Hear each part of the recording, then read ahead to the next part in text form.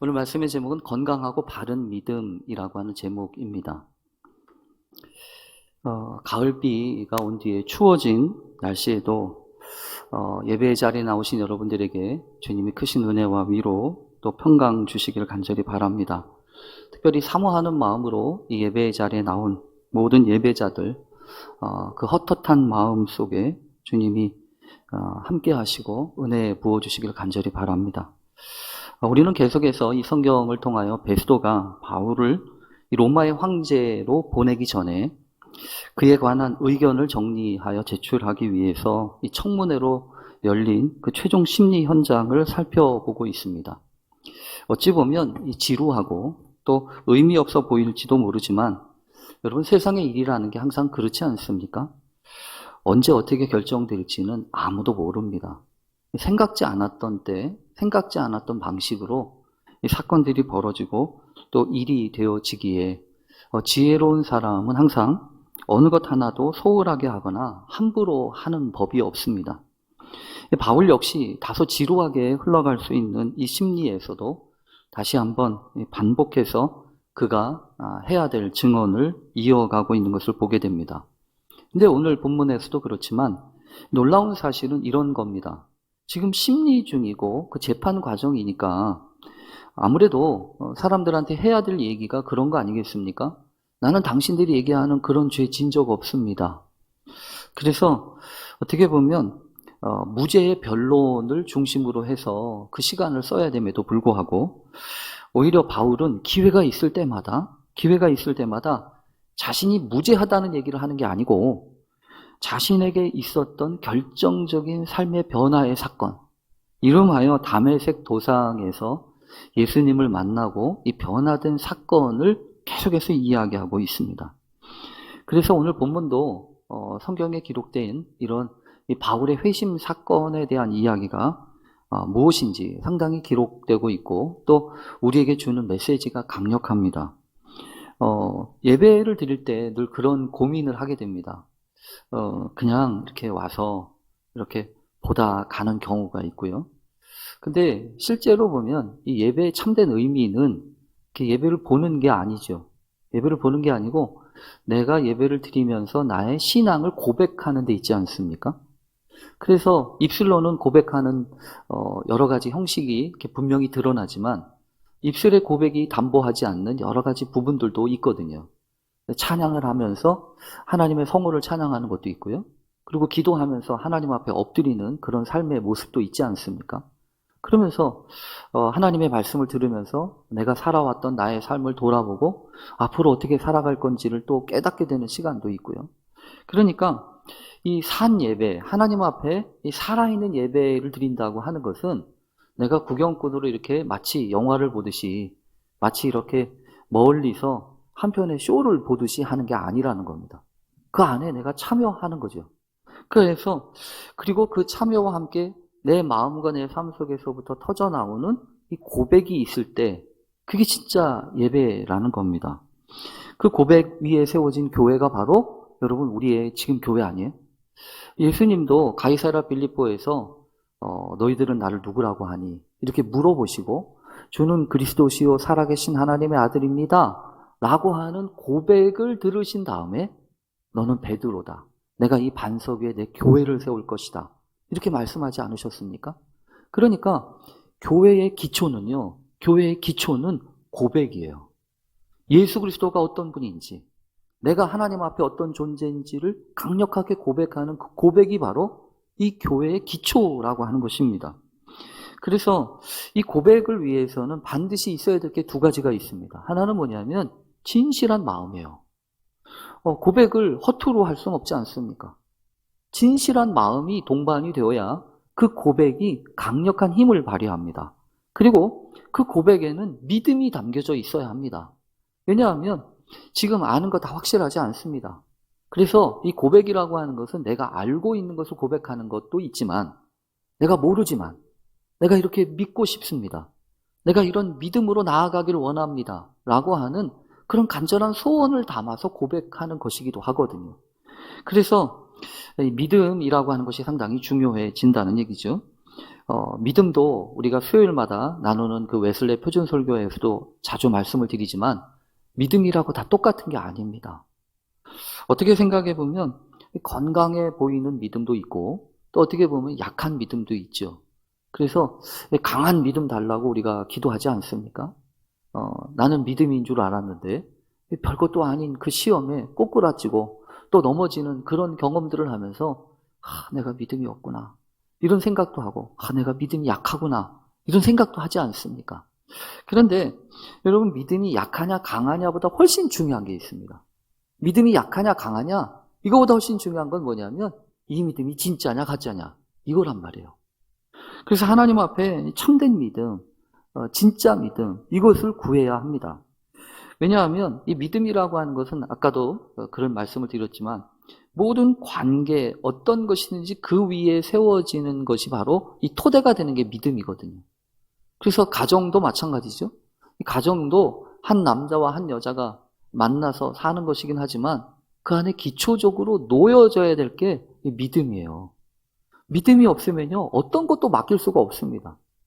그래서 실제로 이 믿음이 불안해지면 믿음이 약해지거나 불안해지면 그 위에 세워진 모든 것들이 불안해집니다. 그래서 하나님 앞에 하나님 이 믿음을 견고하게 해주십시오. 이 믿음이 흔들리지 않게 해주십시오.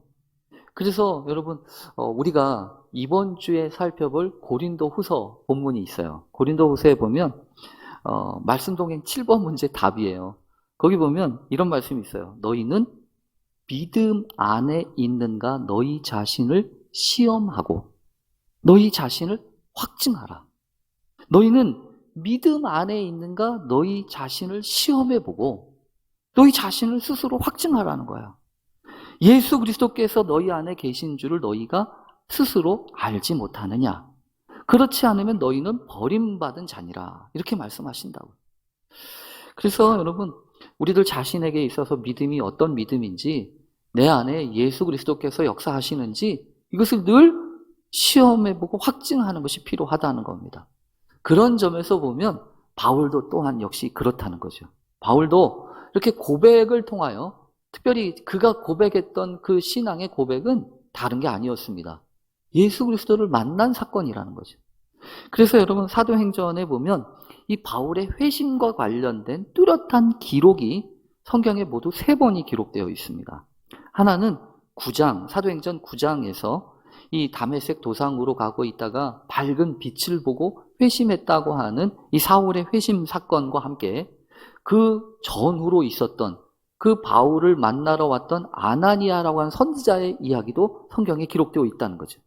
그래서 아나니아가 어떻게 바울이 회심한 것처럼 이 사람은 신앙을 가지고 있는 사람임에도 불구하고 바울에 대해서 선입견이 있었고 잘못된 마음에 여러 가지 생각이 있었는데 편견이 있었는데 그것을 바꾸어 주셔서 이 사람 역시 회심하게 되는 사건이 이 사도행전 9장에는 누가의 관점으로 이 사도행전을 썼던 누가의 기록물로 우리에게 전해져 오고 있습니다. 그런가 하면 22장과 오늘 본문에 있는 26장이 바울 스스로가 다른 사람이 얘기한 게 아니라 바울 스스로가 이 종교 지도자들이 고발한 거에 대해서 자신을 변호하는 과정에서 자신의 회심 이야기를 이렇게 쭉 설명하는 것이 이 사도행전 22장과 26장이라고 하는 것이죠.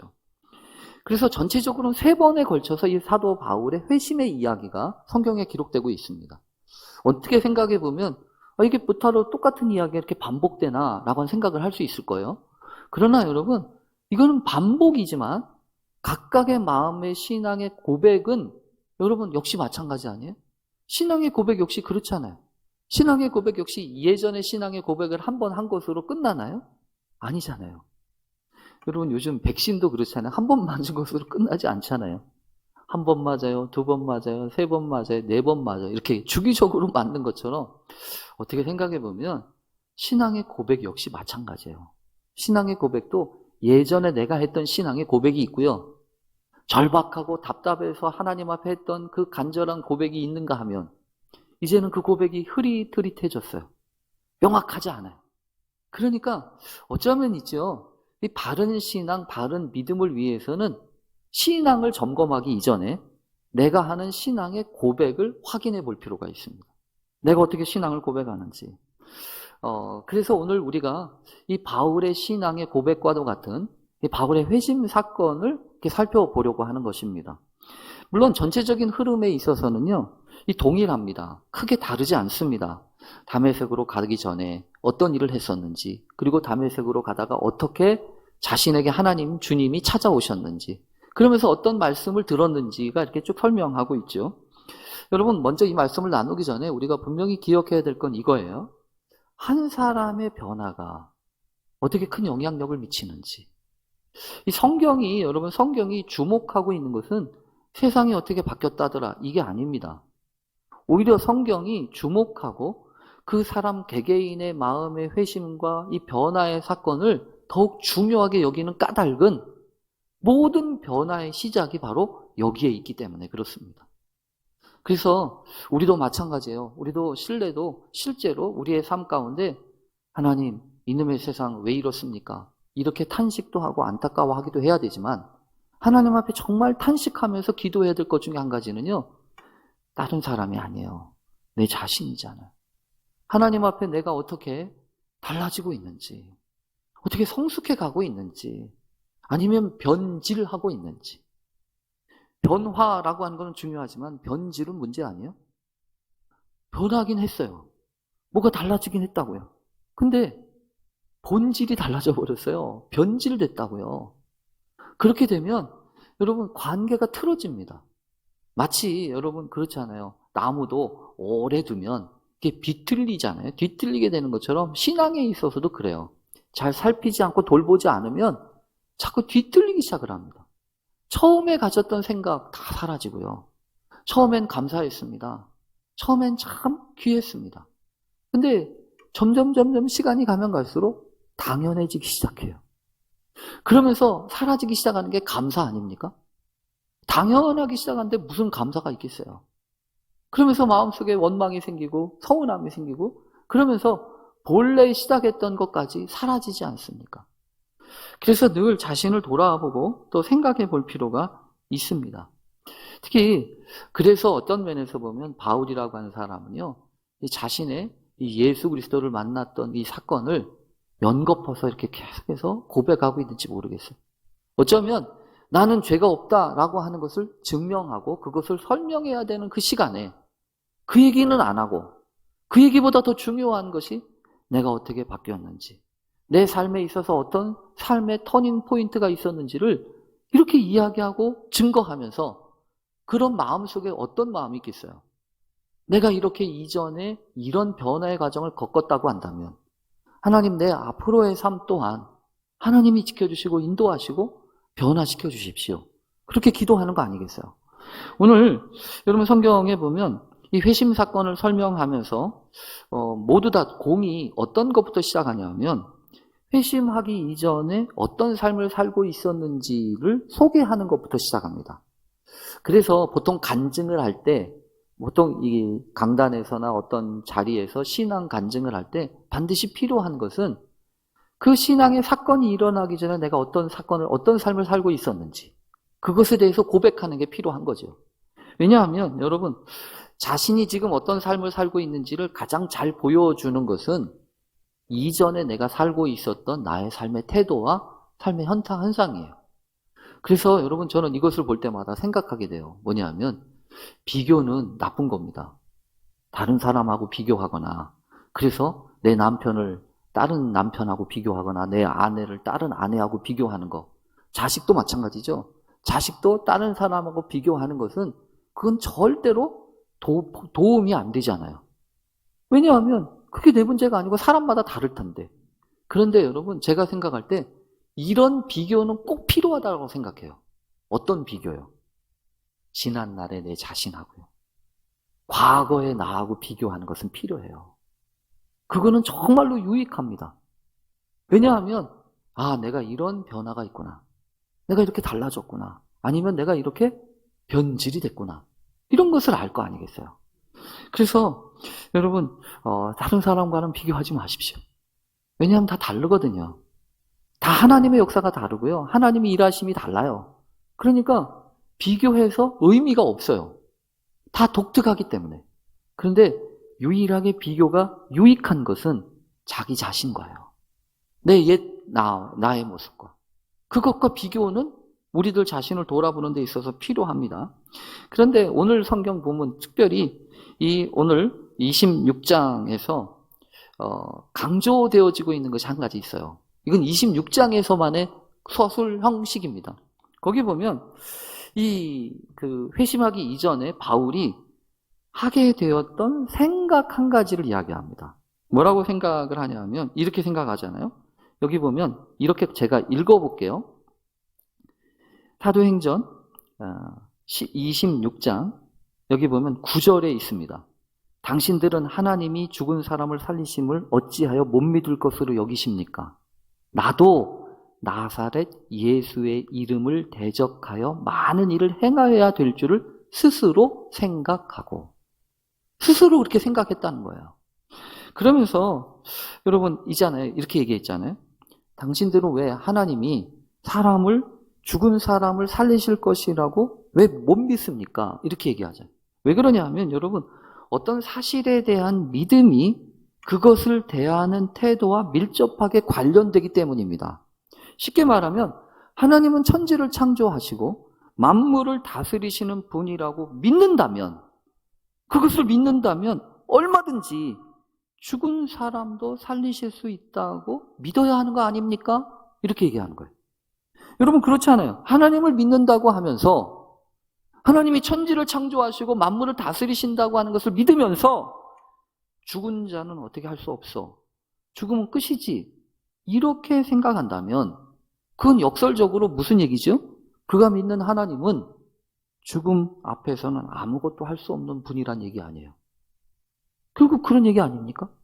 그러니까 내가 지금 어떤 믿음을 가지고 있느냐에 따라서 일어나는 사건에 대해서 생각하고 반응하는 것은 다를 수밖에 없다고 하는 것입니다.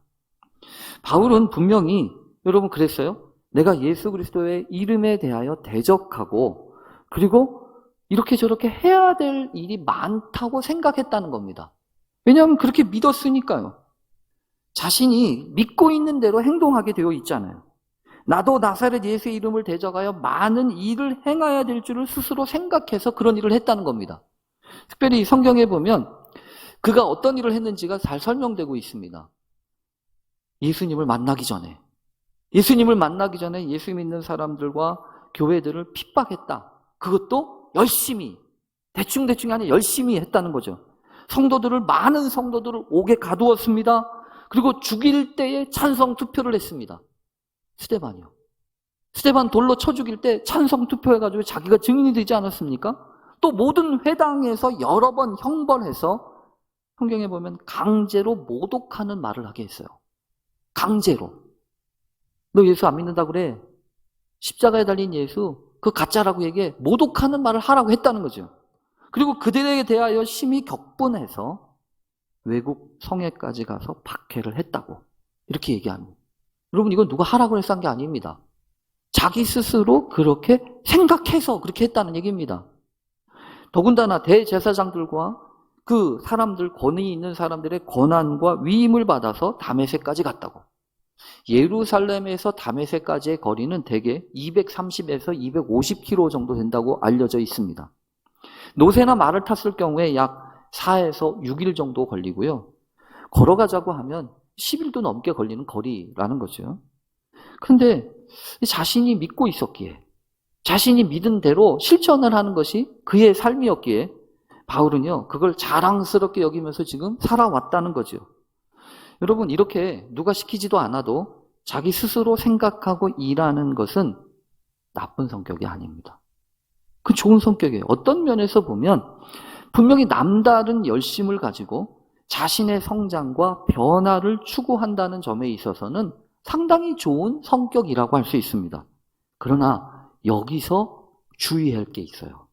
여기서 주의해야 될 게 있다고요. 그건 뭐냐 하면 내가 하는 일과 그 일의 결과로 나타나는 결과들, 반응들은 내가 기대했던 것과는 딱 맞아떨어지지 않을 수 있다는 거예요. 여러분 그렇잖아요.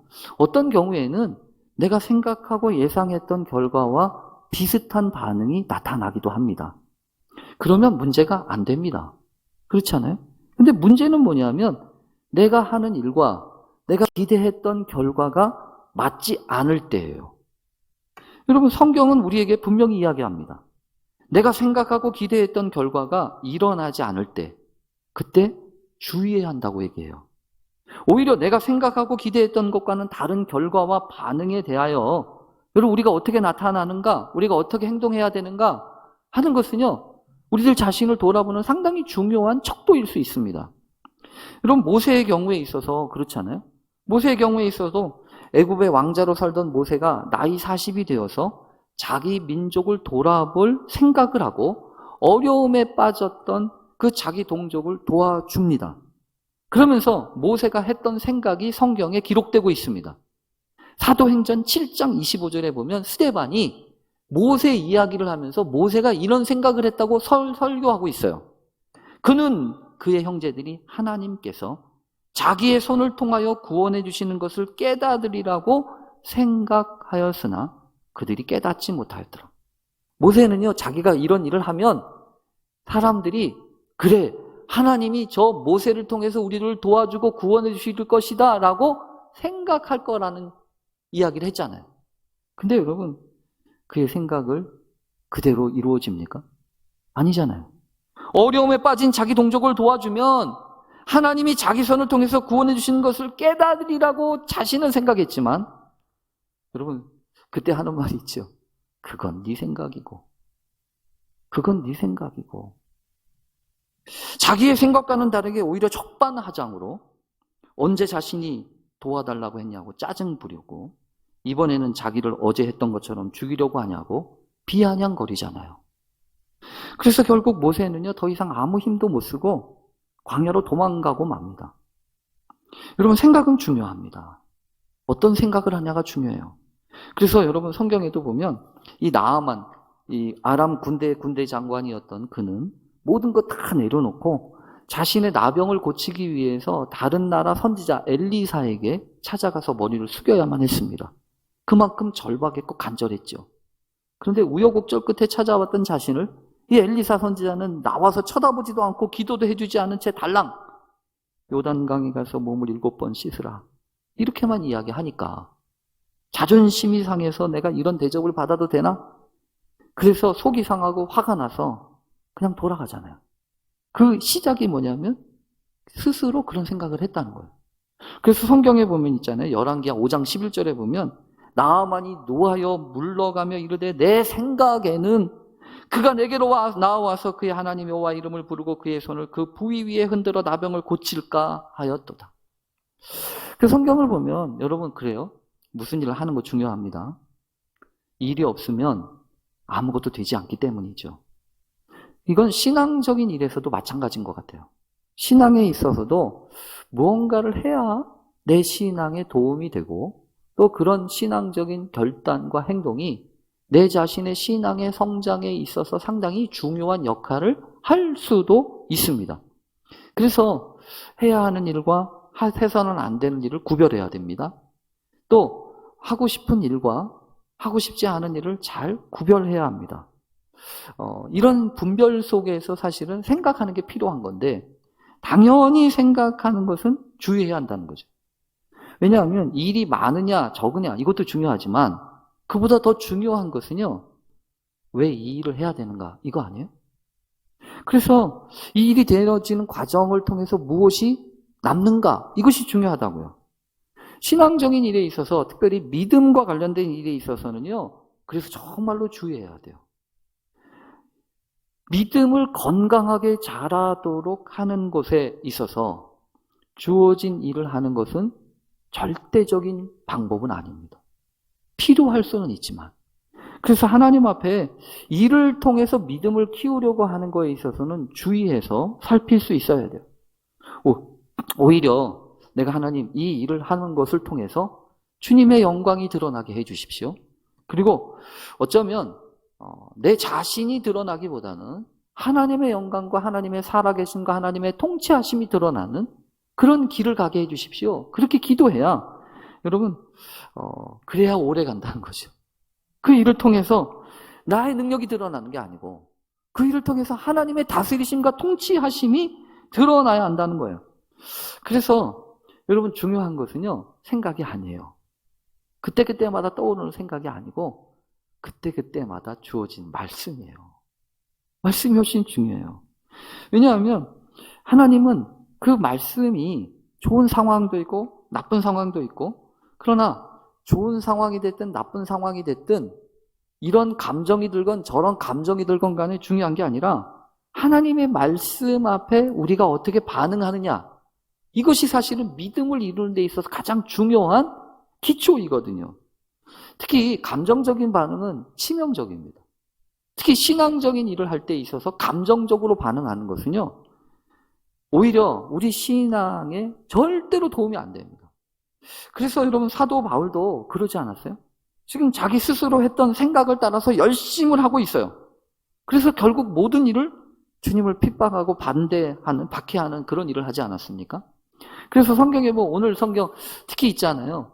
오늘 이 사도행전 26장에 재미난 말씀들이 몇 가지가 있어요. 스스로 생각했던 말도 독특하고요. 제가 지금 설명을 하면서 안 나왔던 표현들을 가지고 설교를 하고 있는데요. 이 사도행전 26장에 보면 이런 표현이 있어요. 사울아 사울아 내가 어찌하여 나를 박해하냐. 요거는 다른 데도 있어요. 근데 26장에서만 등장하는 표현이 이 표현입니다. 가시채를 뒷발질하기가 내게 고생이다. 가시채라고 하는 것은 여러분 켄트론이라고 불러지는 단어인데요. 이거는 뭐냐면 이 막대기처럼 이렇게 찌르는 것입니다. 이 동물들을, 짐승들을 이렇게 다스리고 이렇게 그 방향을 설정할 때 이렇게 뒤에서 이렇게 꼬챙이 같은 것처럼 이렇게 찔렀나 봐요. 그 이스라엘 사람들은요. 그런데 그게 가시채였다는 거예요. 끝에가 뾰족하게 된 나무 막대기 이런 거죠. 근데 여러분 생각해 보세요. 짐승이 자꾸 뒤에서 뭐가 찔러요. 그러니까 어떻게 하겠습니까? 본능적으로 자꾸 뒷발질 하는 거죠. 자꾸 찌르니까. 여러분 찌르면 무슨 생각을 해야 되죠? 자꾸 뭐가 찔리잖아요. 그러면 내가 지금 뭐 잘못하고 있나? 이런 걸 생각해야 되는데 감정적으로 반응하는 거예요. 그러니까 자꾸 뒷발질하는 거예요. 근데 지금 하나님 주님이 말씀하시는 거예요. 야, 너 가시채를 뒷발질하기가 너한테 고생이다. 이렇게 얘기하셔요. 여기서 고생이다라고 할 때 스크레로스라고 하는 단어는 거칠다, 굳다, 굴복하지 않는다라고 하는 뜻이에요. 그러니까 지금 주님이 아시는 겁니다. 어떤 반항적인 마음의 성향과 이 성질이 마음 가운데 있음을 아시는 거예요. 그래서 여러분 영락 없습니다. 어떤 일을 할 때 일 자체보다도 훨씬 중요한 거는, 주님께 중요한 거는 일 자체가 아니에요. 일이라고 하기보다는 그 일 가운데 있는 우리의 마음의 내면을 다스리시는 거예요. 뾰족하게 나와 있는 것을 통해서 우리의 생각들을 찌르세요. 우리의 감정을 찌르세요. 그러면 우리가 뭘 해야 되냐는 거예요. 뒷발질하는 게 아니고요. 뒷발질해서는 안 되고 일단 멈춰서 무슨 일이 지금 벌어지고 있는지를 생각해 봐야 된다는 거죠. 지금 이 사울에게는 그랬습니다. 이 바울에게는 그런 일이 있는 거죠. 그러면서 내가 가시채를 뒷발질하기가 내게 고생이다. 그러니까 바울이 비로소 대답을 합니다. 뭐라고 대답하냐면, 주님 누구십니까? 아주 중요한 질문이잖아요. 주님 당신이 도대체 누구십니까? 당신이 도대체 어떤 분이십니까? 내가 알고 내가 생각하고 내가 배워왔던 그분이 맞습니까? 아니면 내가 지금 알고 있는 게 잘못된 겁니까? 이것을 지금 생각하라는 거죠. 그때 주님이 말씀하십니다. 나는 내가 박해하는 예수다. 이거는 똑같아요. 그런데 이 사도행전 26장에는 없는 말씀이 있다고요. 그건 바울만이 할 수 있는 말입니다. 그 말씀이 뭐냐 하면 이 말씀이에요. 16절. 일어나 너의 발로 서라.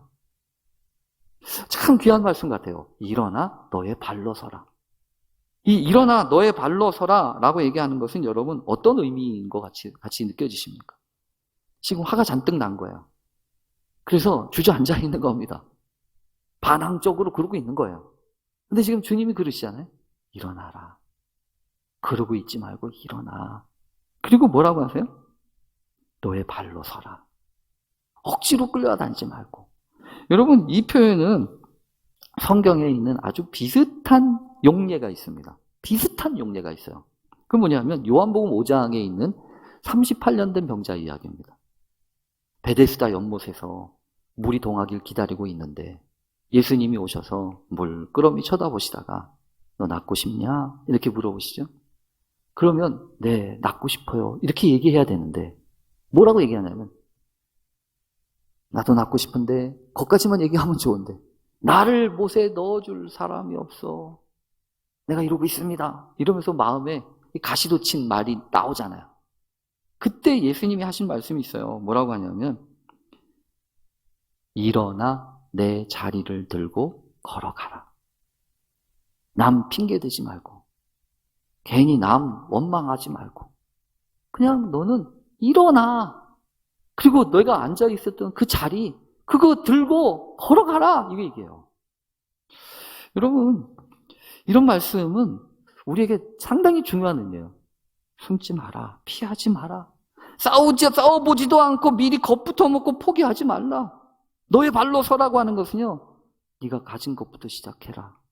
없는 것으로 하려고 하지 말고 이런 거 주시면 하겠다고 하지 말고 공연히 다른 것에서부터 시작하려고 하지 말고 아무것도 없다고 그래서 할 수 없다고 포기하지 말고 지금 있는 것부터 내 발로 서라는 거예요. 그래서 오늘 성경은요. 바울에게 사명을 주시는 말씀이 있어요. 그래서 보면 내가 나를 본 일과 장차 내가 내게 나타날 일에 너로 종과 증인을 삼으려 한다. 내가 너에게 나타난 것은 이것 때문이야. 그러면서 이스라엘과 이방인들에게서 내가 너를 구원하여. 여러분 저는 이 말씀 보면서 이스라엘과 이방인에게서 라고 한 표현이 있었어요. 그러니까 여러분 바울은요 이방인들에게만 복음 전하지 않습니다. 이방인의 사도가 바울이라고 스스로 생각하고 말하기도 했지만 이 말씀 보니까 주님이 하신 말씀이잖아요. 이스라엘과 이방인들에게서. 그러니까 바울이 회당에 찾아가가지고 먼저 유대인들에게 이스라엘 사람들에게 말씀을 전했던 이유가 이 때문이구나 라는 거예요. 여러분 언제나 그렇습니다. 세상은요 하고 싶은 일을 하라고 합니다. 하기 싫은 하지 말라고 합니다. 그러나 성경은 그런 식으로 얘기하지 않습니다.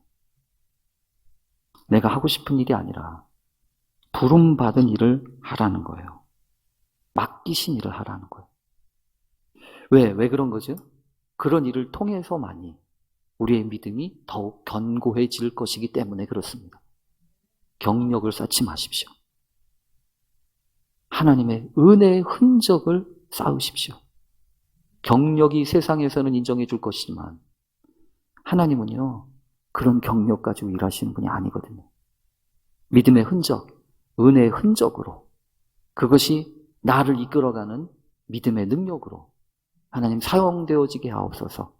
그렇게 기도하면서 오늘 하나님의 말씀, 그래서 하늘에서 보이신 것을 내가 거스르지 아니하고 이렇게 표현이 있는 거예요. 하나님의 말씀, 하나님의 은혜, 순종하며 따라가는 삶 속에 하나님은 언제나 놀라운 믿음의 역사를 이루게 하시고 경험하게 하실 겁니다. 그런 은혜가 있기를 간절히 축원합니다. 우리 같이 기도하겠습니다. 하나님 감사합니다. 내가 생각하는 것 중요하지만 어떤 생각을 내가 하고 있는지 돌아보게 해 주옵소서. 생각이 문제가 아니라 말씀을 붙들게 해 주시옵소서. 어떤 말씀이든지 아멘 순종하여 믿음의 역사 감당하는 거룩한 주의 일꾼 되게 해 주옵소서. 예수님의 이름으로 기도합니다. 아멘.